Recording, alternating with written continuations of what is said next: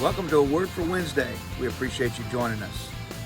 I'm filming today from Richmond, Mississippi, outside in the parking lot. Probably going to hear some road noise, but we'll do our best to deal with it. I have a verse that's been on my mind the last couple of days. I hope I can get this through to you. 2 Kings chapter 4. Verse number 8.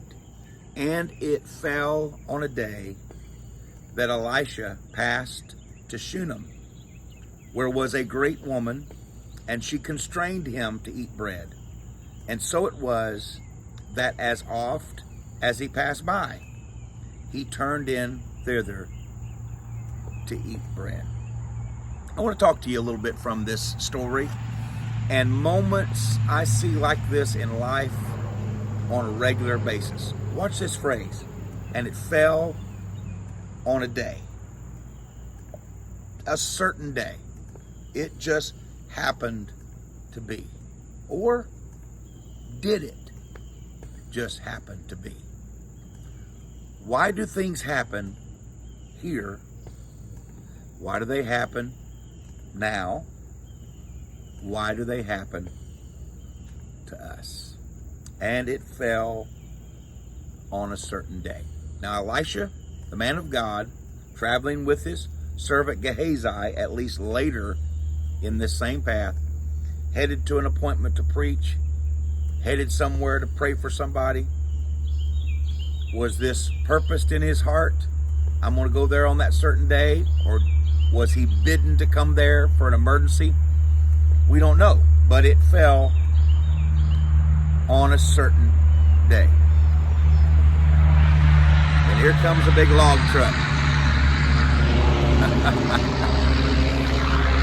That's live radio for you folks. It fell on a day. It just so happened.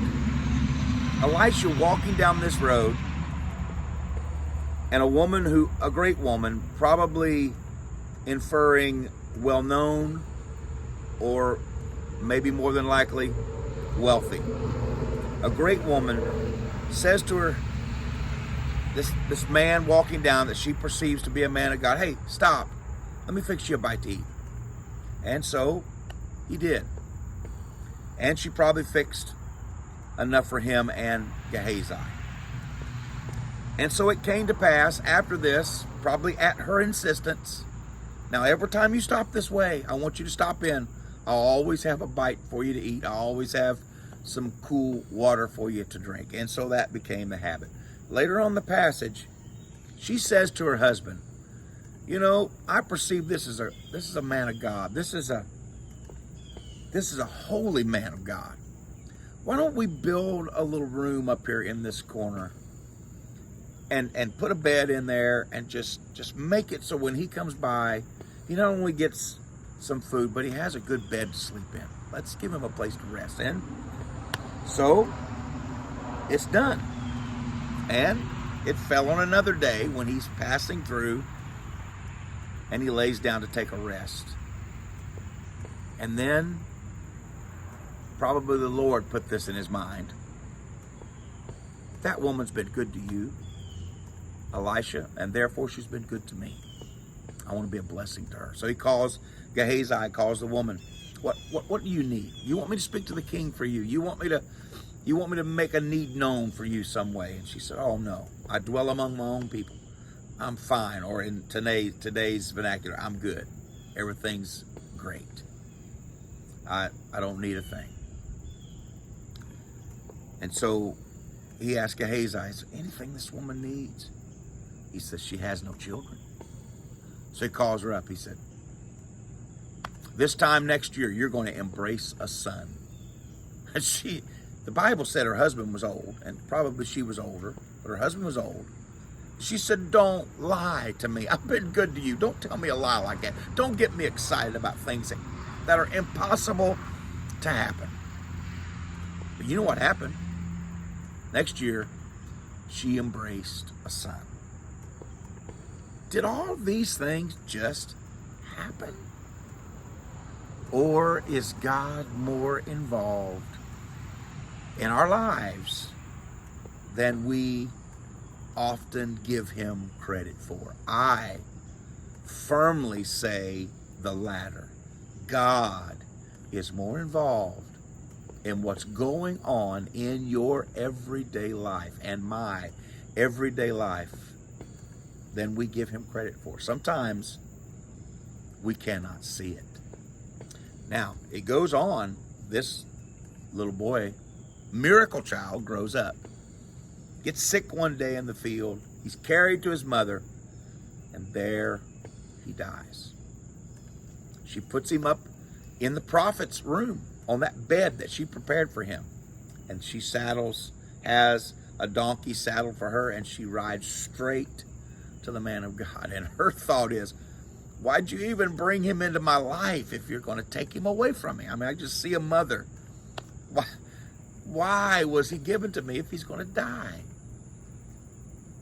Elisha goes. Long, involved story, but he gets there, and the little boy is raised from the dead and delivered back to his mother. Now, there's a miracle in the making here. A miracle of resurrection in the making here, but none of that happens unless Elisha passes down that road on that certain day. Now, I want to make one point really clear here. This providential meeting between Elisha and this woman, who was a great woman, probably wealthy, was not orchestrated by either one of them. Elisha was not trying to get close to a rich person so that he could be blessed by them. If that's your method, it may work for you, but it's not God's method. It's not God's method of provision. Constantly trying to get close to rich people or well-known people or be rich or well-known ourselves. That's not God's plan. Elisha wasn't trying to catch that family's attention. He was doing what God told him to do. And this woman was not trying to make friends with this man of God so that he would pronounce a miracle on her and she could have a son. In fact, when he said, you're going to have a son, she said, don't lie to me. Don't lie to me. Don't get my hopes up. That was not her intention at all. Elisha was just doing what God told him to do. And she was also doing what God told her to do in being kind to the man of God. So this was not a man orchestrated thing. This was a God orchestrated thing. This was the providence of God in action.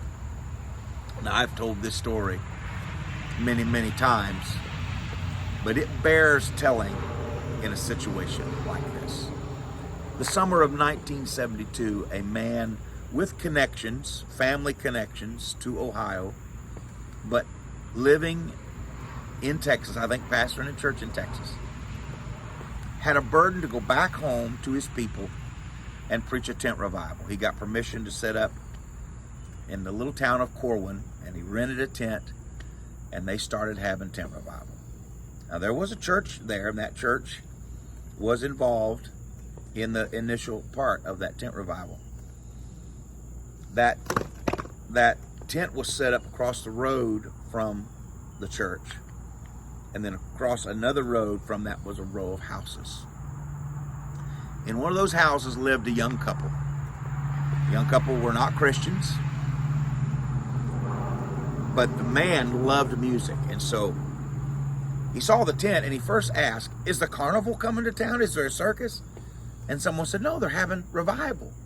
And his words were, that's stupid. There's a church right there. Why do they need a tent for revival? Well, the stupid part is people didn't go inside the church, but they would go to the tent revival. But they didn't go, but he loved music.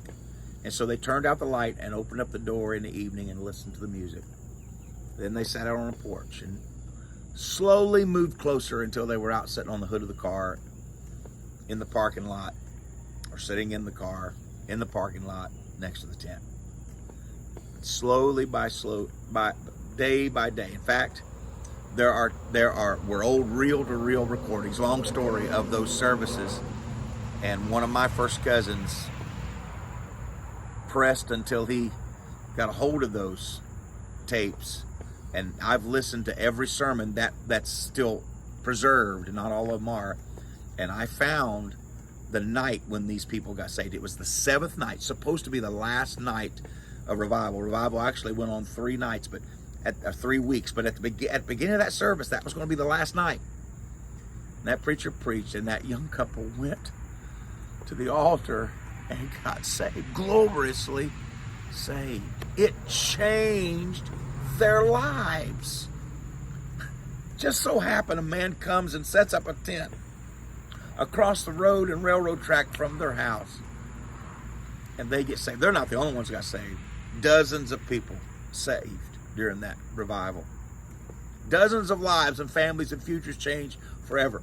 But that couple is the one that's important to me. That couple that got saved on that 7th and supposed to be last night of tent revival had a 4-year-old girl in 1972. In fact, she turned 4 during that revival. That little girl grew up in church, around the influence of God's people, playing music, loving church, loving preaching, loving God. Because it fell on a certain day that a man from Texas brought a tent to Ohio and preached tent revival. It fell on a certain Wednesday night, the 7th night of revival, that church that family got saved. It just fell on a certain night. No, it was the providence of God. And that 4-year-old little girl, she's in this bus behind me. She's my wife, Kelly Jo. Her parents were saved. And that revival not only changed her life, but it changed my life. And it's changed the lives of literally hundreds and maybe thousands of others. Her ministry. Now she has played the piano in 700 or 800 nights of tent revival and thousands of nights of revival in churches and other services. Thousands of nights. Can you imagine how many people have been praying at an altar, getting saved, getting healed, getting encouraged, receiving the help they need, while she has been playing the piano and singing? Oh, thank God they responded to the preaching, but thank God there was a minstrel. There was a woman that could play skillfully and anointed and set an atmosphere for an altar service. My ministry would be useless without this woman. And this woman wouldn't be standing behind me and beside me and with me and carrying me had it not fell on a certain day. I want you to look for the providence of God in your life today. It may seem like an accident. It may seem like, oh, this is nothing. No, this is God working in your life. Why here? Why now? Why us? Because God is busy working His plan. Somebody needed to see a resurrection when that little boy rose from the dead. But in order for that to happen, he had to be born as a miracle child to this older couple. And for that to happen, they had to know the man of God. And for that to happen, they had to reach out in kindness to this stranger. And for that to happen, God had to send that stranger down the road. Woo! I see God's hand through it all. And I perceive God's hand in your life today. Trust me, He's working. He's probably working from 100 different angles that you and I can't see right now. Hallelujah. God is working even in my life and your life today. Thank you, thank you, thank you for spending some time with us alongside Highway 42 in Richton, Mississippi. That's our word for Wednesday. God bless you, friends.